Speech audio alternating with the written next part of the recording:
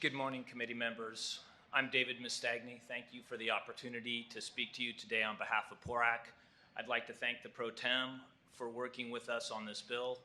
We appreciate the amendments that have been made to date, but most oppose the bill as currently written.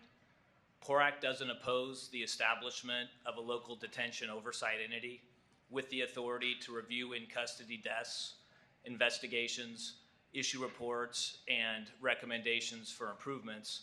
Our concern is that the authority granted the oversight entity in this bill violates core labor and constitutional rights of employees. First, the bill expressly provides for the impairment of existing labor contracts. Secondly, the bill purports to grant the monitor the power to compel local employees to submit to interrogations without proper legal authority. The power to compel an employee to provide a statement is derived from the employment relationship and the threat of discipline up to termination for failure to cooperate.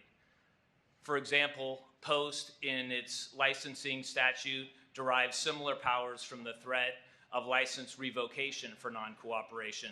The monitor has no employment relationship or licensing authority and thus no power to compel local employees to provide testimony. Thirdly, the bill violates employees' rights against self-incrimination under the Fifth Amendment because these investigations and questionings often involve potentially incriminating questions. Our Supreme Court in Liebarger carefully balanced public employee Fifth Amendment rights against the need for public employers to know about potential misconduct in holding that an employer can compel testimony from an employee, and that's the key, so long as there's a grant of immunity. The monitor doesn't have that power. In Spellbauer, our Supreme Court affirmed Liebarger and expressly held that public entities have no power to force public employees to waive their Fifth Amendment rights as a condition of continued employment.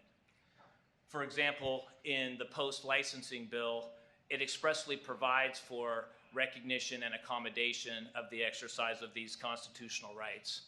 In closing, PORAC looks forward to continuing to work with the Pro Tem and her staff to address these concerns and improve this bill. Thank you.